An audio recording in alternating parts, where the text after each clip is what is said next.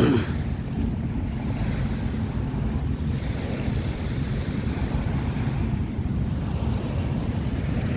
guys, good morning po sa inyong lahat, mga kababayan ko. Dito po ako sa may baybay na Dolomite Beach sa Manila Bay. So isang mapagpala na araw guys. So update ko kayo dito ngayon. Araw ngayon na alas 10:37 so ng umaga guys. So yan guys, so pag-uwian na yung mga kababayan natin kaninang umaga na mamasyal. So mamaya na naman, mamayang hapon, dadagsain naman to mamayang hapon guys. So mamaya babalik tayo muli sa mamayang hapon. So ito, napakaliwalas na araw ng Sabado ngayon guys. So wala na tayo nakikita ng basura kasi wala nang sama ng panahon. So yan guys, update ko kayo dito. So napakaganda na muli, panimbalik naman ganda ng Dolomite Beach. So yung kahabaan nyo guys, kahabaan nito guys, hanggang dulo dun sa may Remedios. Ayan, so, napakalinis guys mga idol. So napakaganda dito na mapasyalan muli na mamayang hapon. Kung gusto nyo mamasyal mga kababayan ko, pwede kayo pumunta dito mga alas 3 o mga hanggang alas 6:30 dito ang close. Alas 3 open naman dito guys, pero ang hanggang may hangganan dito ang close dito hanggang alas 3. Alas 3 medyo madami-dami ng mga kababayan na mamasal dito hanggang alas 6:30 mga kababayan.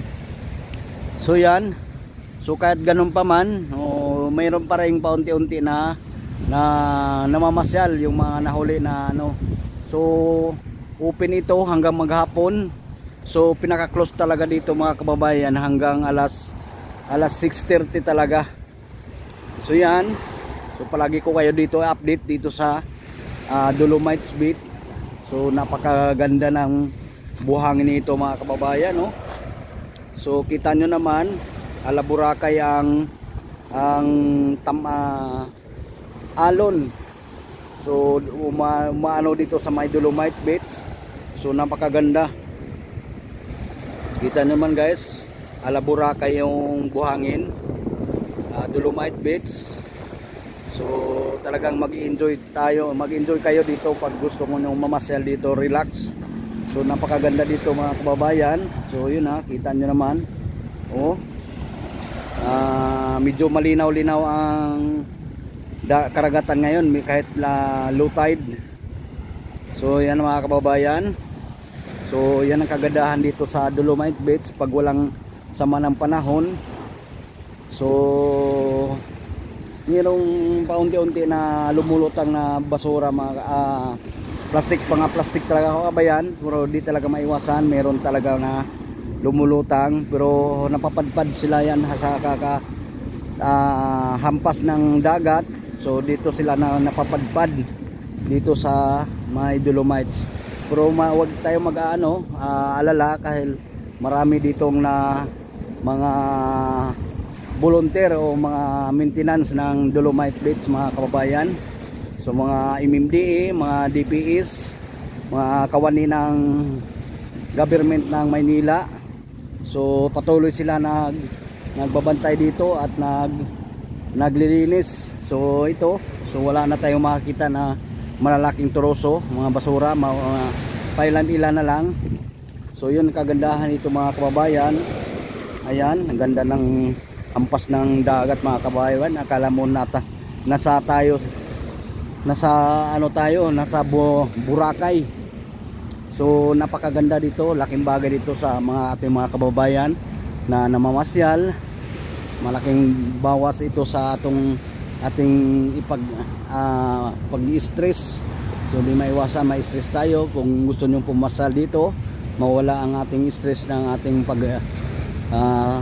sa pamumuhay mga kababayan. Ayan mga kababayan. So ito hanggang mahaba ito hanggang doon sa may kanto ng embassy. So napakalinis na. Ayan, oh, kita niyo mga kababayan, napakalinis na, oh. Ayan.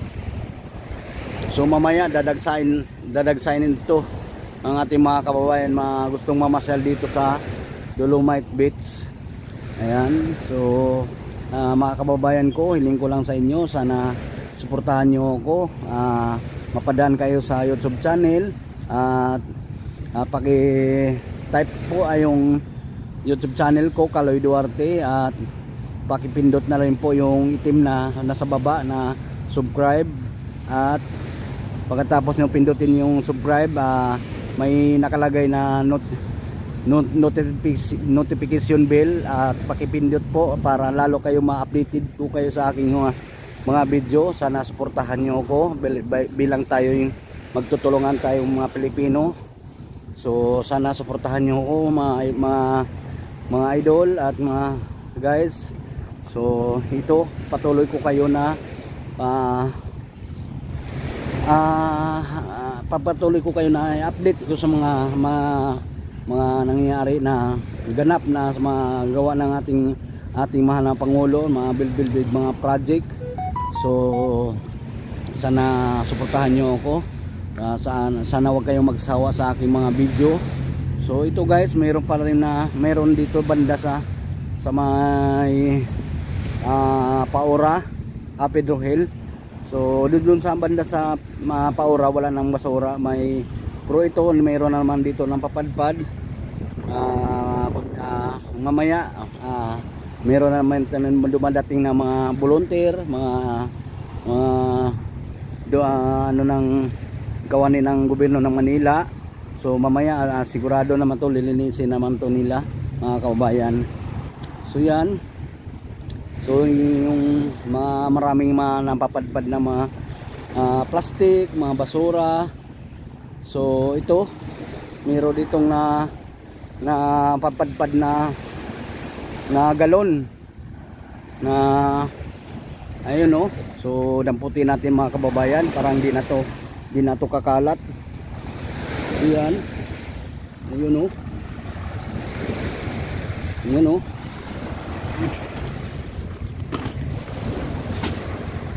Ito mga kababayan, oh. So kuhanin na natin to. Ito galon, tabi na natin to para hindi na to mapapadpad dun sa karagatan.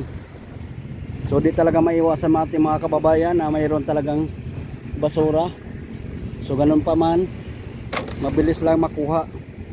So ito malaking foam na ito, nasira na sa na boom. So maraming tahong, kita mga kababayan, no? Ayan, no? Tahong na maliliit. Ayan, no? So sayang itong tahong na maliliit mga kababayan, no? So lalaki pa sana ito, kaso lang napadpad na siya. So siguro naman patay na ito, hindi na ito mabubuhay. Ayan, no? Tahong yan mga kababayan, dito dumidikit sa may trash boom ng pansala sa mga basura. So yan, oh, ang dami, oh. Lalaking mga tahong, lalaki pa sana ito mga kababayan na tahong. So napakarami ito, ilang nito. So dito napapadpad ditong trash bomb na sira na. So gawa na hinampas ng malaking alon. So yan mga kababayan, ganito dito ang ganap sa Dolomite Beach. So malaking bagay ito na tinambakan ng buhangin at dolomite. So pag mayroong mga basura na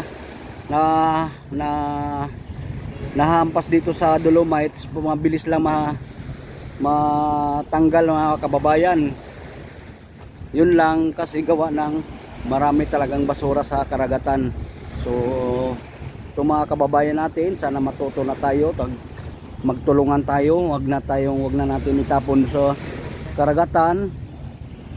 at yung iba-ibang mga company, mga product ng nakikita natin dito. Sana magtulungan din na naman ng kawanin ng gobyerno at dito sa Lungsod Manila, at tulungan nyo naman po sa balang, parang may pang ano din sila sa mga tagalilinis, mga warriors ng DPS at saka MMDA. So sana tulungan nyo naman. Yan ang panawagan ko sa mga kababayan ko na mga kumpanya na sana ayan, kita nyo mga kababayan, gabundok na basura. So araw-araw yan mga kababayan, abot na luma at saka bago. So hindi pa nila nakuha ito mga kababayan na basura. So marami pa rin talaga. So hindi natin alam kung saan nila itapon. Kasi nag-abot na luma at bago na basura. So ito mga kababayan, sigurado mamayang hapon marami na naman tayong makikita dito na mga kababayan natin na magbubuluntir at tatanggalin nila at linisin dito sa Dolomite Beach. So yan mga kababayan, so itong ganap dito sa walang masyadong activity mga kababayan natin dito sa Dolomite Beach. So napakaganda ng view dito mga kababayan, kita nyo naman ang lalakihan ng building. Ayan, lalakihan ng mga building mga kababayan, no? So yun ang kagandahan dito, dahil ma-enjoy tayo dito sa Dolomite Beach, dahil akala mo pang world class na ang dito sa Dolomite Beach, dahil napakaganda. Dati kung wala pa itong Dolomite, di natin makukuhanan yung kabuuan ng mga naglalakihan ng mga building mga kababayan. So ngayon makikita na natin ang view, napakaganda na ang view dito sa may Dolomite Beach. So yan, ang lalaki ng mga tuloso mga kababayan, mayroon dito. So mamaya kukuhanin itong kuhanin na nga natin to, parang di na may ipadpad. Yan, tabi na natin, laki ng mga tuloso dito. Ito pa kabaon mga kababayan. So yan, ganito ang mayroon pa ilan pa rin mga basura mga kababayan. So ito maraming may nag-ikot na ating masisipag na gwardiya, si Kuya, nag-iikot dito sa may Dolomite Beach.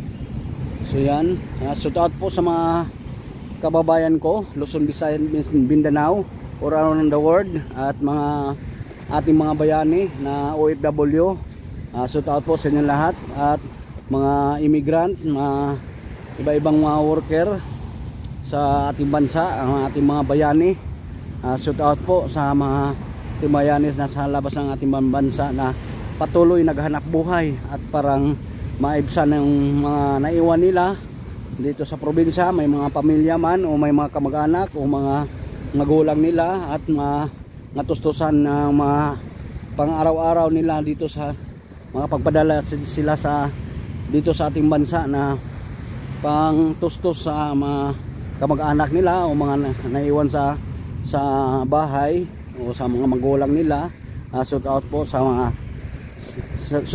inyong lahat, at lalo na sa labas ng ating bansa, mga kamag-anak ko rin. Shout out po. Good morning po sa inyo lahat. So yan guys, ganito ang ganap. So sana wag niyong kalimutan guys, pakitype po yung aking YouTube channel. So, support ng mga kababayan Kaloy Duarte, at pakisubscribe na rin, at pakipindot na rin. Pagkatapos nyo pindutin yung subscribe, may nakalagay notification bell. Sana makipindot lang po para updated ko tayo palagi sa aking mga video. So yan, maraming salamat po muli sa inyong lahat, at ingat po kayo palagi. So sa advice ko sa inyong mga kababayan, lahat mga kababayan natin, tayo ay tao lang, palagi tayong magdasal sa ating Panginoon, So yan naman talagang importante sa ating Panginoon, na lagi tayong gabayan na sa pang-araw-araw at palagi tayong malakas ang katawan sa araw-araw, at sana tayo ligtas tayo sa ating mga trabaho, at saan tayo maparoroon, mga iba-ibang mga trabaho. Lagi tayong magdasal sa ating Panginoon na lagi tayong ligtas sa ating pang-araw-araw, sa ating pamumuhay, sa ating ginagalawan sa ating dito sa ating mundo. So yan, God bless you all sa inyo lahat. I love you mga kababayan, sa inyo lahat.